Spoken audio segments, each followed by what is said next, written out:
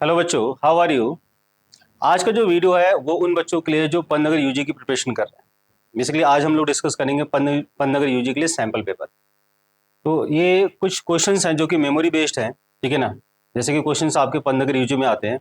अब पंतनगर यूजी के साथ बच्चों को प्रॉब्लम क्या होती है कि उसका जो पेपर है आउट नहीं हो पाता, उनका पेपर एग्जाम के बाद मिल नहीं पाता। तो बच्चों को आइडिया लग पाता कि हमें किस तरीके की प्रॉब्लम्स लगानी चाहिए। तो ये जो पेपर है मैं 3 पार्ट में इसको अपलोड करूंगा, 3 इसके वीडियोस बनेंगे, ठीक है ना।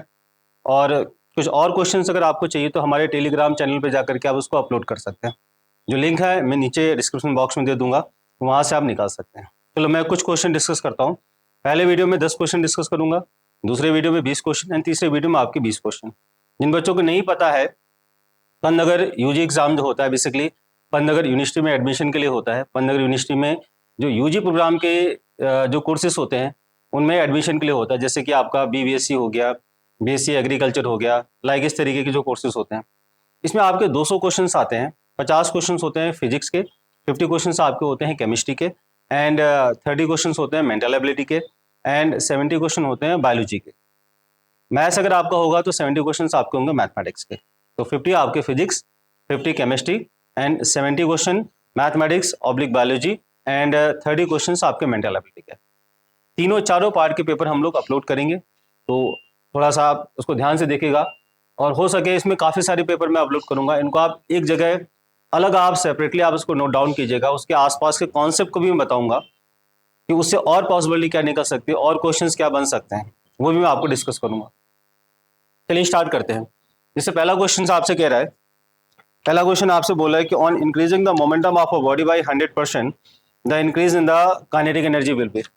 तो क्या होता है भाई, फॉर्मूला क्या होता है, फॉर्मूला आपका क्या होता है, फॉर्मूला आपका होता है काइनेटिक एनर्जी का फॉर्मूला क्या होता है, K is equal to half mv²। इसको आप मोमेंटम में कन्वर्ट कर लो। मोमेंटम और K में क्या रिलेशन होगा, यह आपका यहां से आ जाएगा। मैंने क्या किया, ऊपर नीचे m से मल्टीप्लाई कर दिया, तो यह आपका आ गया m² v² upon twice m।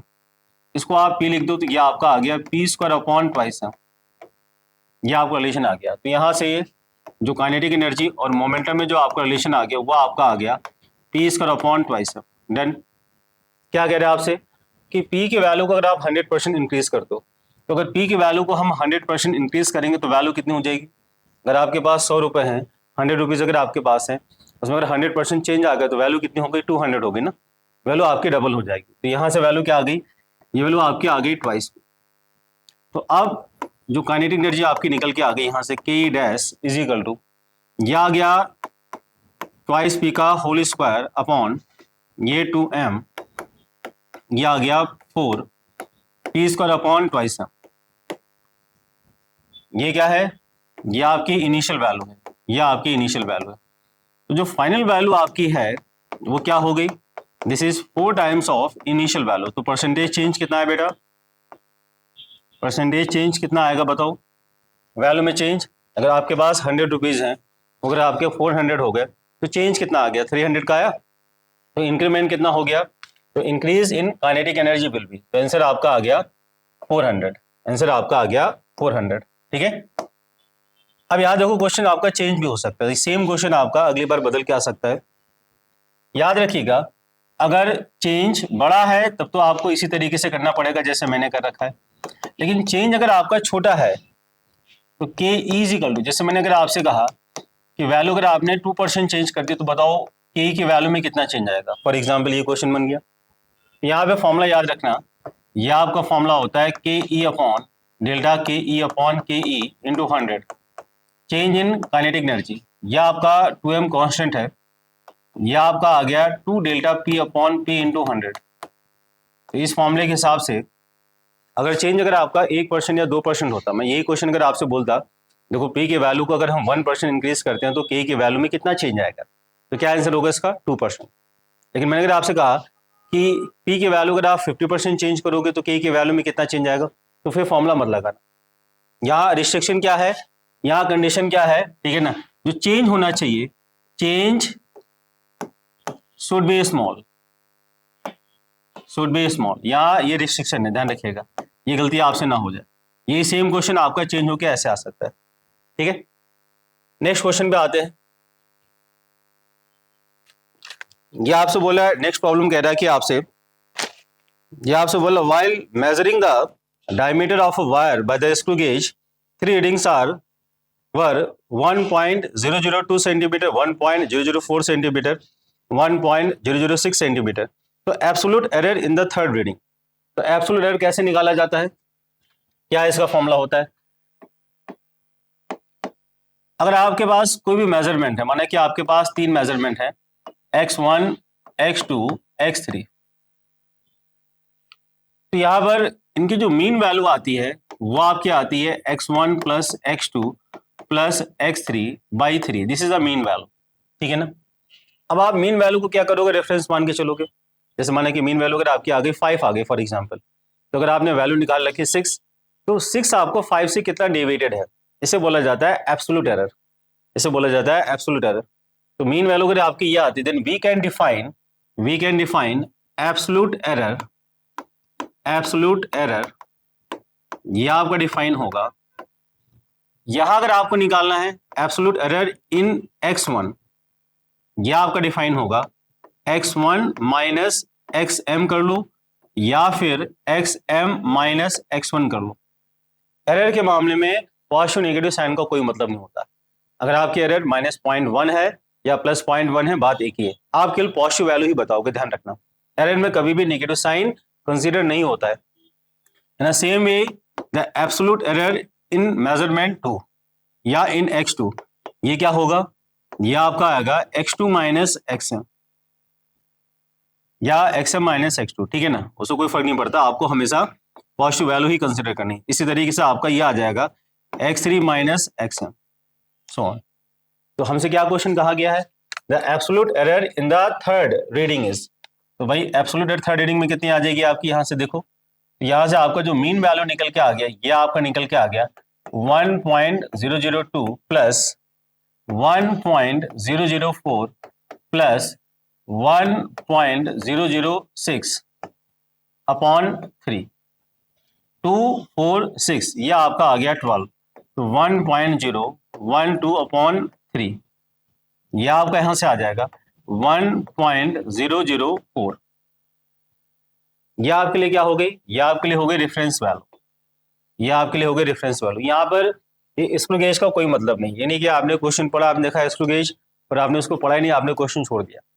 तो आप ऐसा मत समझिए कि आपको यहाँ पे स्क्रू गेज के बारे में नहीं पता है, यहाँ एरर का क्वेश्चन हो गया। तो कई बार ऐसा होता है कि कोई वर्ड ऐसा आ जाता है, मालूम चला कि आपने उस वर्ड से माइंड मेकअप कर लिया कि आपको आगे क्वेश्चन सॉल्व नहीं करना है, तो यहाँ से आपकी ये वैल्यू हो जाएगी। इन थर्ड रीडिंग जो आपकी एरर निकल के आएगी वो क्या निकल के आ गई, यह आपका आ जाएगा delta x3 is equal to, value क्या दे रखी है उसकी, यह आपको वैल्यू दे रखी है 1.006 माइनस 1. ये रेफरेंस वैल्यू जो आपकी, जिसको आप मीन वैल्यू कह रहे हो, तो डिफरेंस कितना आ गया 0.002 सेंटीमीटर। ये आपका आंसर हो गया, ये आपका आंसर हो गया। तो क्या आंसर आपका आ गया, ये आ गया। अब इसी क्वेश्चन में आपसे ये भी कह सकता था कि बताओ मीन एब्सोल्यूट एरर क्या होगी, ये भी आपसे क्वेश्चन पूछा जा सकता था। ध्यान रखना, सेम प्रॉब्लम आपकी आएगी, एग्जामिनर क्या करेगा, वो ये इस लाइन को चेंज कर देगा, यहां लिख देगा mean absolute error in the measurement. याद रखिएगा यही सेम प्रॉब्लम आपकी चेंज होके आ सकती है। मीन एब्सोल्यूट एरर का फॉर्मूला होता है, मीन एब्सोल्यूट एरर का फॉर्मूला होता है mean value of absolute error. जितनी आपके वैल्यूज दे रखी सबका मीन निकाल दो, लेकिन ध्यान रखना है कि सबके आपको केवल पॉजिटिव वैल्यू कंसिडर करनी है। तो यहाँ पे क्या करोगे, यहाँ पे ऐसे मॉड लगा दोगे ताकि आपको सिर्फ पॉजिटिव वैल्यू ही कंसिडर की जाए। ये आपका आ गया। सेम क्वेश्चन आपसे पूछ सकता है कि परसेंटेज एरर कितना होगा, तो अगर आप, या रिलेटिव एरर कितना होगा, तो यहाँ से इसी को अगर आप इसकी मीन वैल्यू से डिवाइड कर दोगे तो इसे बोला जाता है रिलेटिव एरर। इसे कहा जाता है रिलेटिव एरर, इसे कहते हैं रिलेटिव एरर। ये आपका हो गया, ठीक है ना। इंटू आपका इंटू 100, ये आपका ये हो गया परसेंटेज एरर, ये आपका आ गया परसेंटेज एरर। क्लियर है। तो ये सेम क्वेश्चन आपका, इसी में आपके 2 चेंज और हो सकते हैं, ठीक है ना, 2 क्वेश्चन और बन सकते हैं, ये भी याद रखिएगा आप। चलिए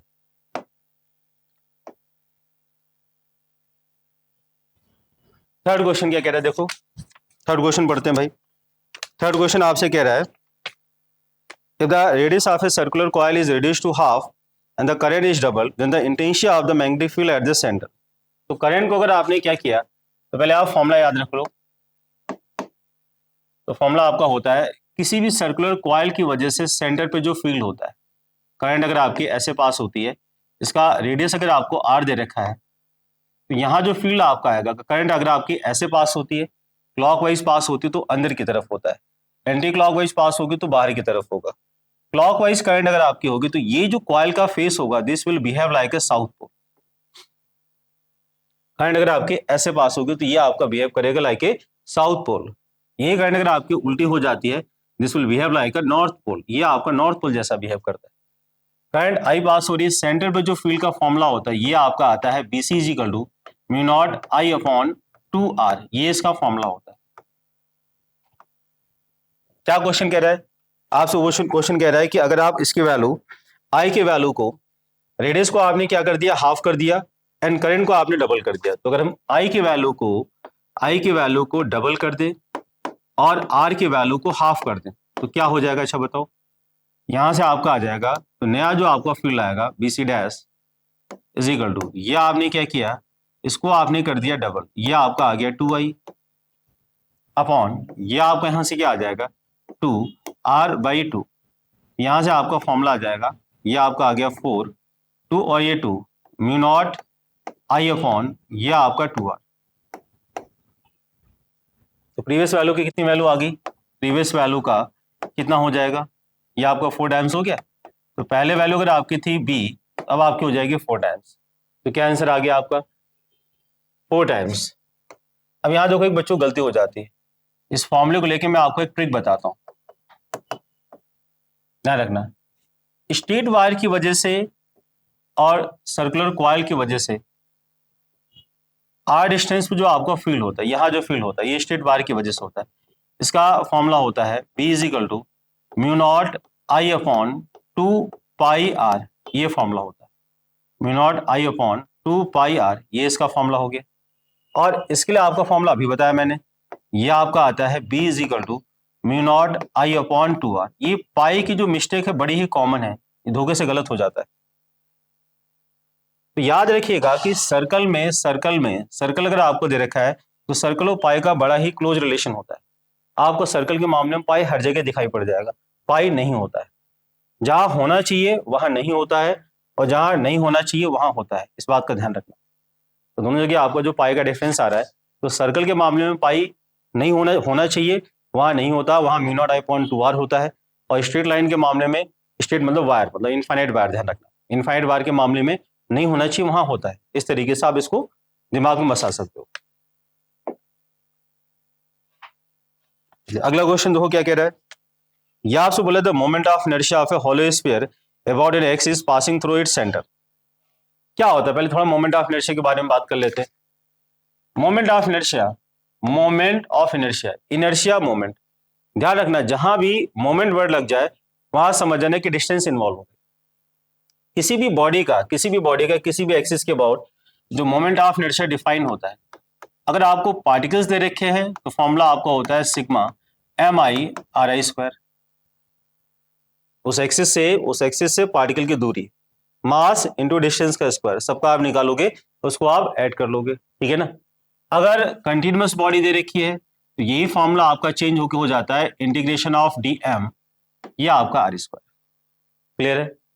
मैं कुछ बॉडीज का आपको मोमेंट ऑफ इनर्शिया बता देता हूं, जब क्वेश्चन आया तो फिर आसपास कुछ और भी पूछ सकता है।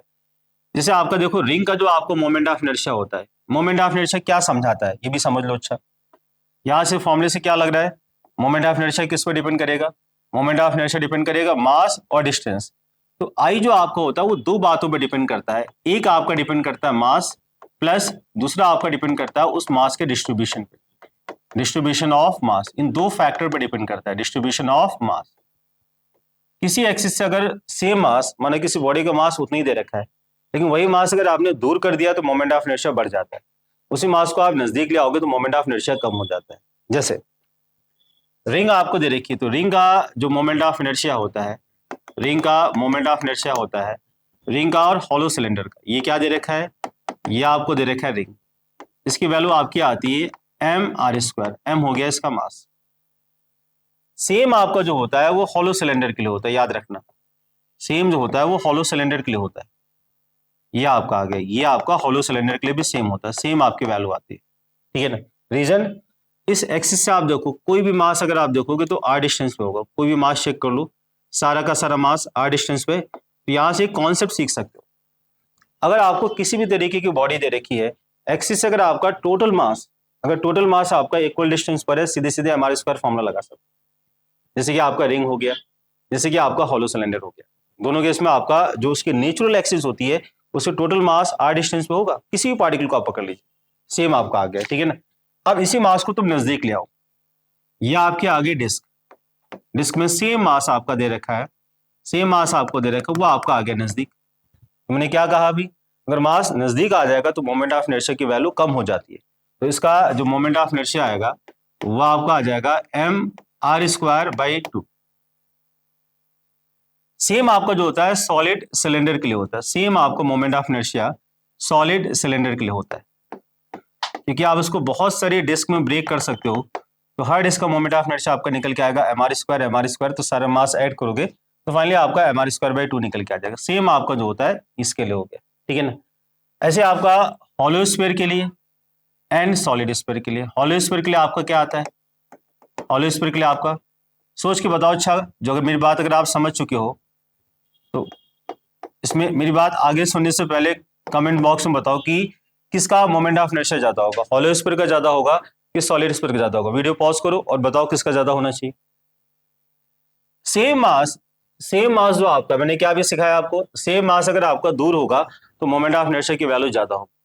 तो इसका मोमेंट ऑफ इनर्शिया ये आपको हॉलो स्फीयर दे रखा है और ये आपको दे रखा है सॉलिड स्फीयर, ये आपका हो गया सॉलिड स्फीयर।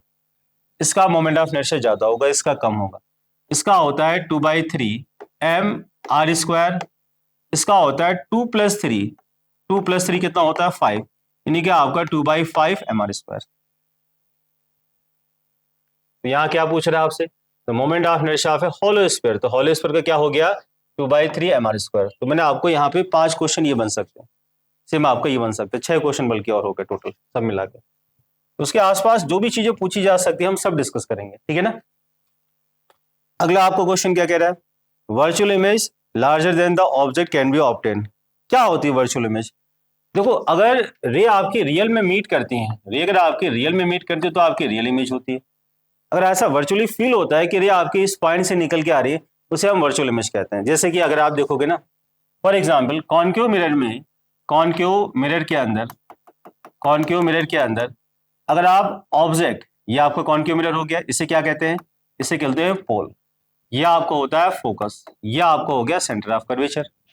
अगर आपको ऑब्जेक्ट एफ और पी के बीच में होगा, अगर ऑब्जेक्ट एफ और पी के बीच में होगा तो रे आपकी एक ऐसे जाती है, ये आपकी इस तरीके से गई, पैरेलल जो रे होती है वो फोकस से पास हो जाती है, ये आपकी फोकस से पास हो गई। दूसरी आपकी जो रे है वो आपकी ऐसे गई या सेंटर ऑफ कर्वेचर से पास करा सकते हो। तो जब आप ऐसे इसको मिलाओगे, यहां से देखोगे तो ये रे आपकी जो होंगी ऐसे फैल जाएंगी। तो जो ऑब्जर्वर यहाँ खड़ा होगा, जो ऐसे देख रहा होगा, जो आंख यहाँ से देख रही होगी, उसको लगेगा कि जो रे है वो आपकी यहाँ कहीं से आ रही, उसको क्या लगेगा, रे इस पॉइंट से कहीं से आ रही, ये आपका लगेगा।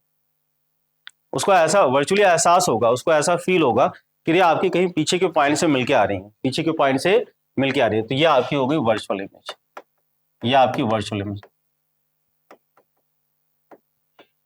ये आपका यहाँ बनता है कॉन्केव मिरर में। कॉन्वेक्स मिरर में कैसा बनता है, अच्छा बताओ, सबकी बात कर लेते हैं ना, ताकि क्वेश्चन कुछ दाएं बाएं करेगा तो आप बता सको। ये अगर आपका आगे यहाँ से, यहाँ रे आपकी ऐसे गई और ये आपकी रे ऐसे, देखो फोकस से आपके पास होती, ये आपका यहाँ से, ये आपका फोकस होता है इस साइड, ठीक है ना। एक रे आपकी ऐसे गई, दूसरा आपका हो गया सेंटर ऑफ कर्वेचर। तो जब रे को आप ऐसे लाओगे, इस तरीके से लाओगे, इसको आप सेंटर ऑफ कर्वेचर की तरफ ले जा रहे होगे इस तरीके से, तो ऐसा लगेगा कि रे यहाँ कहीं मीट कर रही, या आपकी रे ऐसे जाएगी और सीधे आपके पलट के ऐसे वापस आ जाएगी। तो यहाँ से देखने वाले को क्या लगेगा, रे इस पॉइंट पे आके मीट कर रही।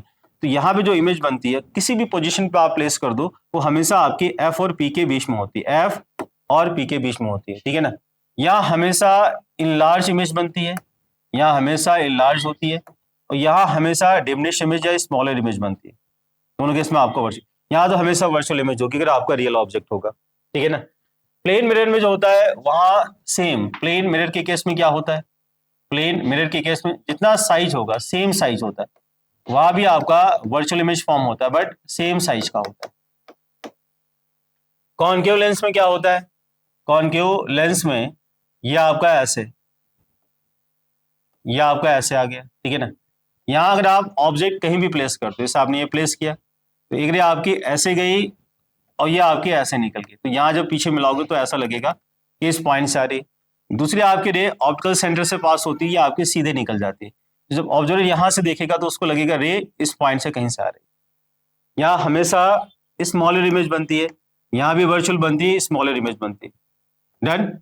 तो क्वेश्चन में हमसे क्या कहा गया था, virtual image larger than the object can be obtained. क्या इसका आंसर हो गया, कॉनकेव मिरर। क्या आंसर हो गया, कॉनकेव मिरर। ऐसा सिर्फ आपका कॉनकेव मिरर में होता है, ठीक है ना। तो मैं क्वेश्चन डिस्कस कर रहा हूं तो आप इसकी और जो इमेजेस होती हैं, ऑब्जेक्ट अगर आपको, जैसे आपको ऑप्शन दे रखा है कि ऑब्जेक्ट आपका सी के इस तरफ होगा, सी और एफ के बीच में होगा, यहाँ होगा, तो कैसी इमेज बनेगी, उसको फटाक से दिमाग में ले आओ, क्योंकि क्वेश्चन बहुत ज्यादा देखो वेरिएशन नहीं होता है। आप 3-4 पेपर अगर आप समझ लो, मैं आपको ये एश्योर करता हूँ मैं करीब 3 पेपर डिस्कस करूंगा, अगर आप 3 पेपर के कॉन्सेप्ट को आप अच्छे तरीके से समझ लेते हैं तो मान के चलिए कि आपके 50 में से 30 से 35 क्वेश्चन आपके उसी के आसपास रहने वाले हैं। बस पॉइंट ये है कि सही ऑप्शन भी आपको पता होना चाहिए, अब बाकी जो गलत ऑप्शन है वो गलत क्यों है ये भी आपको पता होना चाहिए। अगर ये बात अगर आपको अच्छे से पता है तो 150 क्वेश्चन के अंदर लगभग सारे के सारे कॉन्सेप्ट आ जाएंगे, अगर आप मेरी बात को बहुत ध्यान से सुनोगे तो। नेक्स्ट क्वेश्चन, यह आपसे बोला है कि the value of gravitational acceleration is maximum for a body. Okay, पता है क्या होता है ग्रेविटेशनल एक्सेलरेशन, जी की जो वैल्यू होती है, वैसे तो आपको पता होगा 9.8 मीटर पर सेकंड स्क्वायर, लेकिन बेसिकली होती क्या है, देखो अर्थ के लिए जो ग्रेविटेशनल फील्ड होता है उसी को आप बोलते हो एक्सेलरेशन ड्यू टू ग्रेविटी, ठीक है ना। अर्थ के लिए जो फील्ड आपका हो गया, तो यहाँ पे अगर इसकी वैल्यू जी दे रखी, सरफेस पे वैल्यू, सरफेस पे जो वैल्यू होती है उसको हम जी से लिखते हैं, इसकी जो वैल्यू आती है वो आपकी आती है G M upon R square, यह आपका आता है। इसी को बेसिकली आर हो गया रेडियस ऑफ अर्थ, एम हो गया अर्थ का मास, इसी की value on an average 9.8 metre पर सेकंड निकल के आती है। हमने ऑन एन एवरेज क्यों कहा, इस पर डिस्कस करेंगे। दूसरा, अगर आप हाइट पे जाते हो तो हाइट पे जो वैल्यू होती है, अगर सरफेस पे वैल्यू आपको जी दे रखी है तो हाइट पे वैल्यू होती है 1 प्लस एच अपॉन आर का होल स्क्वायर। अगर यहाँ पर एच की वैल्यू बहुत छोटी है एच कंपेयर टू आर, तो this value can be written as, this relation can be written as two H upon R, ये आपको हो गया। लेकिन इसमें एक ध्यान रखना बात, ये फॉर्मूला आप तभी लगाना व्हेन यू आर कंफर्म कि H is very small H compare to R, otherwise गड़बड़ हो जाएगा। ये जनरल फॉर्मूला है, यहाँ कोई रिस्ट्रिक्शन नहीं होता, यहाँ कोई रिस्ट्रिक्शन नहीं होता, ये आपका जनरल फॉर्मूला हो गया, यह आपका जनरल फॉर्मूला हो गया, यहाँ किसी टाइप का रिस्ट्रिक्शन नहीं है, यहाँ रिस्ट्रिक्शन है, ठीक है ना। ऐसे जब आप सरफेस से डेप्थ पे जाते हो तो डेप्थ पे जो आपका फॉर्मूला होता है यह आपका आता है G 1 minus D upon R. Height पे जाने पे वैल्यू तेजी से बदलती है एच कंपेयर टू डेप्थ पे जाने पे, ध्यान रखना। हाइट पे जाने पे जो वैल्यू होती है वो डबल रेट से चेंज होती है एच कंपेयर टू डेप्थ। जैसे इसका मतलब क्या हुआ कि अगर आप हाइट में अगर आप 1 किलोमीटर गए और डेप्थ में अगर आप 1 किलोमीटर गए तो हाइट पे जाने पे जो चेंज आएगा वो डबल होगा, जो डिक्रीमेंट होगा जी की वैल्यू में, जो जी की वैल्यू डिक्रीज करेगी वो डबल रेट से आपकी डिक्रीज करेगी, ठीक है। दूसरा फैक्टर क्या होता है कि अर्थ अपनी एक्सिस के अबाउट रोटेट भी करती है, या आपकी रोटेट करती है। इसका सबसे ज्यादा जो इम्पैक्ट पड़ता है वो पड़ता है इक्वेटर पे, सबसे ज्यादा जो इम्पैक्ट पड़ता है वो यहाँ पे पड़ता है। तो ड्यू टू रोटेशन की वजह से जो इम्पैक्ट पड़ता है वो आपका जो वैल्यू आती है इक्वेटर पे, उसकी वैल्यू होती है जी माइनस आर ई, मतलब radius, R E omega square. Omega आपको होता है एंगुलर स्पीड, इसकी वैल्यू होती है 2 pi upon T, T is equal to आपका होता है अर्थ के मामले में 24 आवर, ये आपका हो गया। यहां पर अगर कोई ऑब्जेक्ट होगा तो जीरो सर्किल वाले रेडियस पे मूव कर रहा होगा। जितना बड़ा सर्किल होगा, ध्यान रखना, जितना बड़ा सर्किल होगा रोटेशन की वजह से, जितने बड़े सर्किल पे आप मूव करोगे रोटेशन की वजह से जी की वैल्यू में जो इम्पैक्ट आएगा, जो चेंज आएगा, जो डिक्रीज वैल्यू होगी सबसे ज्यादा होगी। तो सबसे बड़ा सर्किल कहाँ बनता है, इक्वेटर पे। सबसे बड़ा सर्किल कहाँ बनता है? इक्वेटर पे। तो सबसे कम वैल्यू जो आपकी आएगी ड्यू टू रोटेशन ये आ गई। अब हम सारे पैरामीटर हम समझ चुके हैं। अब देखो क्या है, मैक्सिमम आपकी वैल्यू कहाँ होती है? इनसाइड द अर्थ कम होती भाई, सरफेस पे ज्यादा होती है। पोल्स पे आपकी हाँ ज्यादा होती है, पोल्स पे आपका ओमेगा कोई इफेक्ट नहीं पड़ेगा। हाइट पे जाने पे वैल्यू फिर से कम हो जाती है। एट द इक्वेटर वो भी कम हो जाती है। तो यहाँ पे अगर आप ऑर्डर देखोगे तो पोल्स पे वैल्यू सबसे ज्यादा होगी, उसके बाद अब इच्छा हाइट वगैरह बतानी पड़ेगी, हाँ इसके बारे में नहीं कह सकते। तो इन चारों ऑप्शंस में सबसे ज्यादा जो आपकी वैल्यू आएगी वो यहाँ पे आएगी, सबसे ज्यादा वैल्यू यहाँ पे आएगी। क्लियर है? यहाँ पे हाइट और डेप्थ आपको बतानी पड़ेगी। तो हाँ, तो हम मैक्सिमम बता सकते हैं, मिनिमम नहीं बता सकते, क्योंकि हमें नहीं पता कि हाइट क्या दे रखी है, डेप्थ क्या दे रखी है। डन होगी बात? सारे फॉर्मूले, क्वेश्चन आपका सेम क्वेश्चन चेंज हो गया आपका, इसके बारे में पूछ सकता है। एक क्वेश्चन ये बन जाएगा, एक क्वेश्चन आपका यहाँ बन गया, और ये क्वेश्चन तो आपका हो ही गया। क्लियर है? सीधा आप आंसर समझ लो या उसके आसपास की बात समझोगे तो ज्यादा बेहतर होगा, ठीक है ना, और भी कई जगह काम आएगी। नेक्स्ट आपका क्वेश्चन, नेक्स्ट क्या कह रहा है? देखो भाई, ये आपसे बोला है कि if the current of 3 ampere is flowing in the primary coil, the current of 3 ampere flowing in the primary coil is reduced to 0 in 0.01 second, then the induced EMF in the secondary coil is 1500 volt. The mutual inductance between the coil is भाई क्या formula होता है? E और mutual inductance में क्या connection होता है? Formula आपका होता है फॉर्मूला आपका आता है इजिकल टू माइनस का m delta I upon delta T. जैसे समझा जाता है थोड़ा सा क्या होता है, जैसे आपको मान लो कि ये दो कॉइल दे रखी है फॉर एग्जांपल, अगर आप इस कॉइल में करंट की वैल्यू को चेंज करते हो तो यहाँ पे क्या होगा? एक इंड्यूस्ड ईएमएफ डेवलप हो जाएगा। क्यों डेवलप होगा? जैसे यहाँ आई की वैल्यू को चेंज करोगे तो इसकी वजह से यहाँ जो पास होने वाला फ्लक्स होगा वो चेंज होगा। फैराडे लॉ क्या कहता है? फैराडे लॉ कहता है whenever the flux changing through any close conducting loop and induced EMF develop along the loop, उसके अलोंग क्या होगा? एक ईएमएफ डेवलप हो जाएगा, ठीक है ना।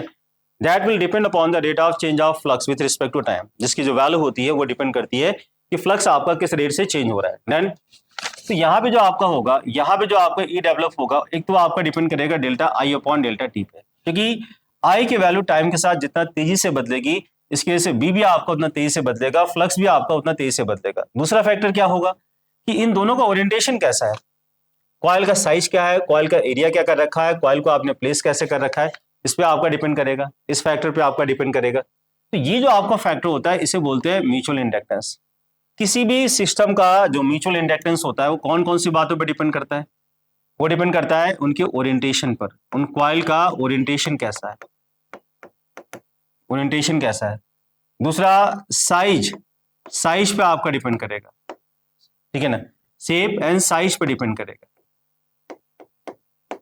तीसरा उनके बीच का मीडियम कैसा है, मीडियम पे आपका डिपेंड करता है। इन तीन पैरामीटर पे डिपेंड करता है। हो सकता है यही क्वेश्चन आपसे पूछ ले कि mutual inductance after two coaxial coil will depend upon, या किसी भी सिस्टम का जो म्यूचुअल इंडक्टेंस होता है किस पे आपका डिपेंड करता है। तो एनीवे यहां से आपका जो E इक्वल टू फॉर्मूला है m डेल्टा आई अपॉन डेल्टा आई। यहां से वैल्यू क्या दे रखी है, वैल्यू क्या दे रखी है आपको, E की वैल्यू क्या दे रखी है। आपसे बोला है कि सेकेंडरी कॉइल में जो ईएमएफ डेवलप होता है इतना डेवलप होता है, करंट में जो चेंज आता है वो आपका इतना आता है, कितने टाइम में आता है, इतना आता है। तो आपसे पूछ रहा है कि L की वैल्यू क्या होगी, आपसे बोला है कि इंडक्टेंस कितना होगा, ठीक है। तो E की वैल्यू आपको क्या दे रखी है, अगर यहाँ वैल्यू पे अगर हम जाते हैं तो E की जो आपकी वैल्यू यहाँ से आ जाएगी, यह आपका यहाँ से आ गया, मॉड अगर लगा देना, क्योंकि यहाँ तो वैल्यू से हमें मतलब है ना, माइनस साइन का मतलब होता है कि वो उस कॉज का अपोज करेगा जिसकी वजह से वो डेवलप होता है। ये सारी चीजें आपको जो फैराडे लॉ वाला चैप्टर है, ठीक है ना, उसमें आपको बताया जाता है। तो E की वैल्यू क्या आपको दे रखी है, ये आपका हो गया 1500, ये आपका m, डेल्टा आई कितना आपका है 3 है, कितना टाइम आपको दे रखा है 0.01 सेकेंड। तो यहां से वैल्यू क्या आ गई, ये आ गई 1500 इज इक्वल टू 300 m। यहां से m इज इक्वल टू आपका क्या आ गया 5 Henry. Henry is the unit of mutual inductance.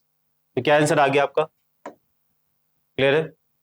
Answer आपका आ गया बी, आंसर आपका आ गया B. Okay, come to the next question.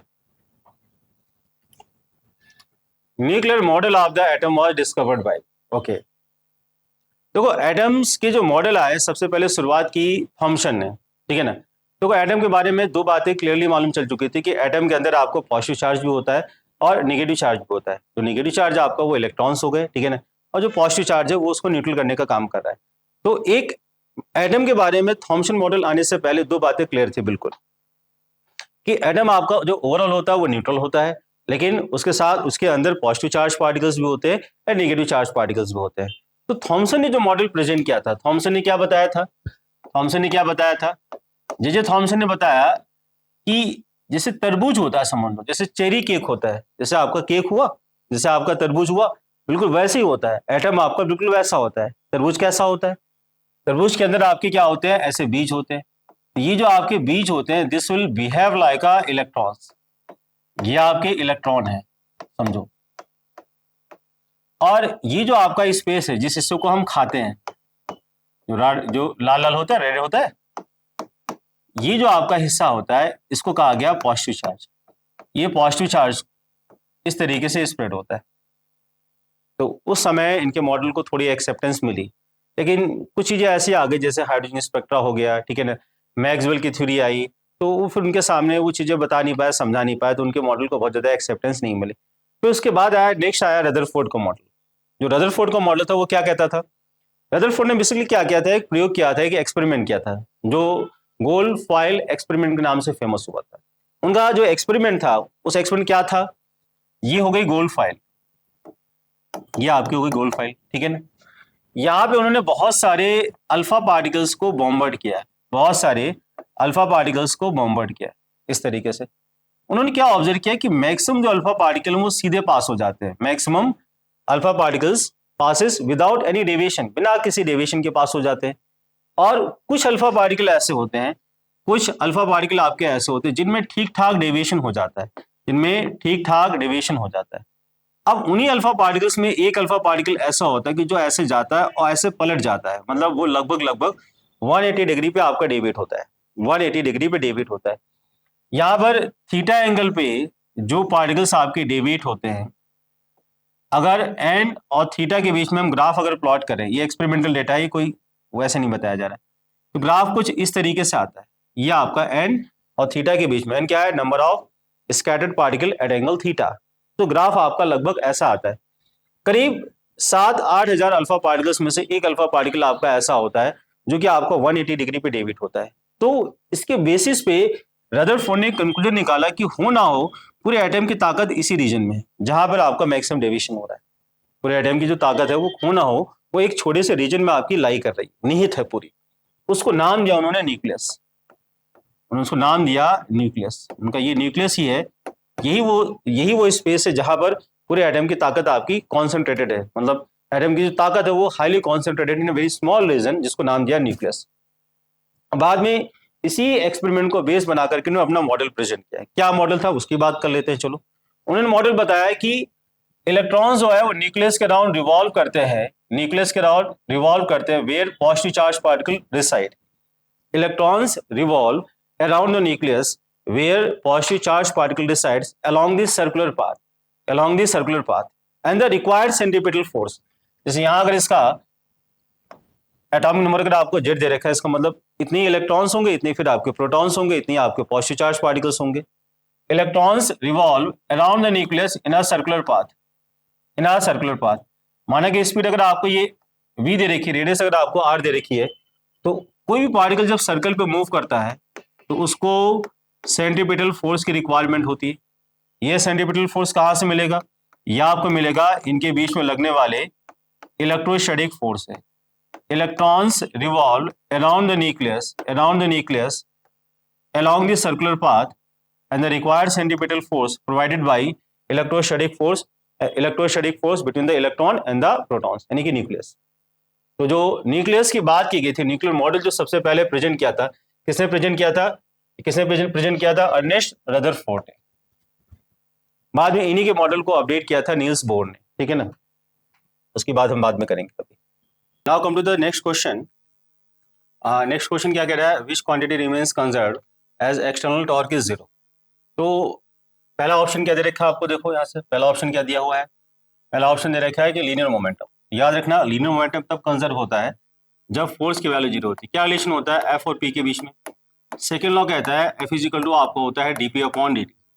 Okay, तो यहाँ से अगर F की वैल्यू 0 हो जाती है, यह आपका dp अपॉन dt की वैल्यू 0 हो जाएगी। dp अपॉन dt अगर आपका 0 हो गया, तो यहाँ से p की वैल्यू कांस्टेंट हो जाएगी। इसका मतलब क्या हुआ, अगर कोई फोर्स नहीं काम करेगा तब लीनियर मोमेंटम कांस्टेंट होता है। In absence of external force the total linear momentum of the system remains constant. ठीक है ना। तो पहला तो आपका तब होगा जब आपका फोर्स की वैल्यू 0 होगी।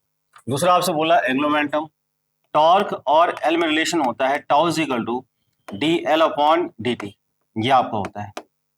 This is very similar to, एक आपको तरीका बता देता हूँ।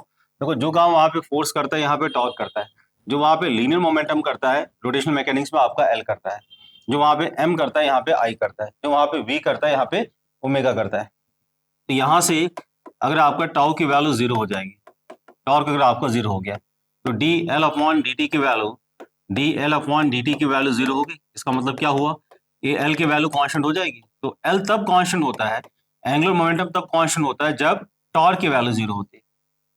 तो इसका आंसर आपका आ गया एंगुलर मोमेंटम, ये आपका आंसर आ गया। ठीक है, लेकिन बाकी ऑप्शन भी पूछ देख लेते हैं अच्छे तरीके से, बाकी ऑप्शन में भी हो सकता है कि भाई कुछ पूछ ले आपसे ना।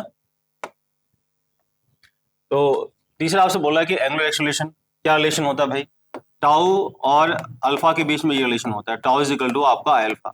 जैसे वहां पे आपका F is equal to M A होता है, ऐसे यहाँ पे आपका होता है tau is equal to alpha. M की जगह आपका आई आ गया, अल्फा की जगह ए की जगह आपका अल्फा आ जाता है। तो यहाँ पर अल्फा की वैल्यू तब कांस्टेंट होगी जब टॉर्क कांस्टेंट होगा। अगर टॉर्क कांस्टेंट टॉर्क ऐड कर रहा है तो अल्फा की वैल्यू कांस्टेंट होगी। अगर टाउ की वैल्यू 0 होगी तो अल्फा की वैल्यू 0 हो जाएगी। अगर टाउ की वैल्यू 0 होगी तो अल्फा की वैल्यू 0 हो जाएगी। तो यहाँ से अगर टाउ आपका 0 होगा तो आपका अल्फा 0 होगा, ये अल्फा आपका 0 होगा। टॉर्क अगर कांस्टेंट होगा तो ये हो गया। तो यहाँ पे आपका ए पूछ सकता है, हो सकता है ये क्वेश्चन आपका चेंज करके फोर्स के फॉर्म में पूछ लिया जाए। ठीक है, now come to the next question. यह आपसे बोला है कि total energy of the electron in the ground state of the hydrogen atom is -13.6 electron. तो जो आपको टोटल एनर्जी दे रही है वो दे रही है माइनस का 13.6 electron volt. The kinetic energy of this electron in the first excited state. थोड़ा सा कौन से पहले समझते हैं क्या है भाई। तो किसी भी ऑर्बिट में जो इलेक्ट्रॉन की एनर्जी होती है E N is equal to, यह आपकी होती है -13.6 electron volt Z square upon N square, ये वैल्यू होती है। बात करें हाइड्रोजन की, तो हाइड्रोजन के लिए आपका जेड की वैल्यू क्या हो गया, जेड की वैल्यू हो गई आपकी 1। तो E N is equal to आपका आएगा 13.6 electron volt upon N square, ये आपका आ गया। एन की वैल्यू 1 करो, यहाँ से अगर एन की वैल्यू 1 करते हैं, ये 2 करते हैं, 3 करते हैं, लाइक इस तरीके से। यहाँ पे एन की वैल्यू अगर आपकी 1 होगी तो यहाँ पे जो इसकी एनर्जी आ जाएगी, यह आ जाएगी माइनस का 13.6 इलेक्ट्रॉन वोल्ट। अगर आप एन की वैल्यू 2 करोगे तो यहाँ पे इसकी वैल्यू निकल के आती है माइनस का 3.4 इलेक्ट्रॉन वोल्ट। अगर आप एन की वैल्यू 3 करोगे तो यह आपका यहाँ से आ जाएगा माइनस का 1.5 इलेक्ट्रॉन वोल्ट। ये वैल्यू याद रखना, स्टैंडर्ड वैल्यूज होती है, एग्जाम में आपको काम आएंगे, वहां आपको कैलकुलेट करने की जरूरत नहीं है। यह आपकी कहलाती है ग्राउंड स्टेट, यह आपकी कहलाती है ग्राउंड स्टेट, यह आपकी कहलाती है फर्स्ट एक्साइटेड स्टेट, यह आपकी कहलाती है सेकेंड एक्साइटेड स्टेट। तो क्वेश्चन आपसे क्या पूछ रहा है, क्वेश्चन आपसे कह रहा है कि the kinetic energy of the electron in the first excited state. तो जो काइनेटिक एनर्जी आपकी, जो टोटल आपकी एनर्जी निकल के आ रही है, वो आपकी निकल के आती है -3.4। तो फर्स्ट एक्साइटेड स्टेट का मतलब हो गया सेकेंड ऑर्बिट, तो सेकेंड ऑर्बिट में वैल्यू निकल के आ गई माइनस का 3.4 इलेक्ट्रॉन वोल्ट। एक बात तो ये हो गई।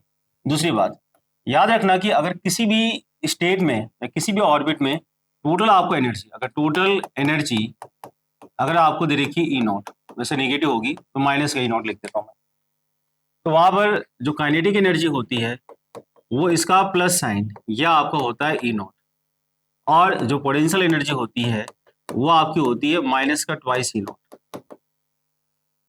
क्या मैंने बताया आपको कि अगर टोटल एनर्जी आपको माइनस का ई नॉट दे रखी है तो जो काइनेटिक एनर्जी होगी प्लस का ई नॉट होगी, एंड जो टोटल जो पोटेंशियल एनर्जी होगी माइनस का ट्वाइस ई नॉट होगी, उसका डबल हो जाता है। तो यहाँ अगर आपको ये वैल्यू दे रखी है तो जो काइनेटिक एनर्जी आपकी निकल के आ गई वो आपकी क्या निकल के आ जाएगी, ये आपकी आ जाएगी 3.4 इलेक्ट्रॉन वोल्ट, एंड जो पोटेंशियल एनर्जी निकल के आएगी वो आपकी इसका डबल कर दो, यानी कि माइनस का 6.8 इलेक्ट्रॉन वोल्ट। तो आपसे क्वेश्चन ये पूछा गया, लेकिन इससे बहुत सारे क्वेश्चन, मैंने आपको जितनी बातें बताई इससे बहुत सारे क्वेश्चन आप सॉल्व कर सकते हो। तो इसका आंसर आपका आ गया 3.4 इलेक्ट्रॉन वोल्ट। अगर यही क्वेश्चन आपका चेंज करके पूछता है कि इसकी पोटेंशियल एनर्जी क्या होगी, तो माइनस का 6.8 इलेक्ट्रॉन वोल्ट। क्लियर है। सेकेंड एक्साइटेड स्टेट में पूछता है तो क्या आंसर होगा, माइनस का 1.5 इलेक्ट्रॉन वोल्ट, तो काइनेटिक एनर्जी आपकी क्या आ जाएगी, प्लस का 1.5 इलेक्ट्रॉन वोल्ट। क्या होगी पोटेंशियल एनर्जी, माइनस का 3.0 electron volt, like this. Clear हो गया। ये आपके इस वीडियो में 10 क्वेश्चंस आपके रहेंगे। नेक्स्ट वीडियो में आपके 20 क्वेश्चंस होंगे, उसके नेक्स्ट वीडियो में आपके 20 क्वेश्चंस होंगे।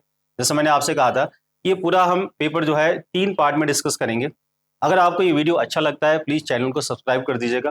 अगर आपको और ऐसे वीडियो चाहिए, और सब्जेक्ट में अगर आपको वीडियो चाहिए, फिजिक्स के अलावा केमिस्ट्री, बायोलॉजी हो गया, ठीक है ना, मेंटल एबिलिटी हो गया, तो आप प्लीज कमेंट्स बॉक्स में आप लिख दीजिए, ठीक है ना, कि आपको कहाँ रिक्वायरमेंट है।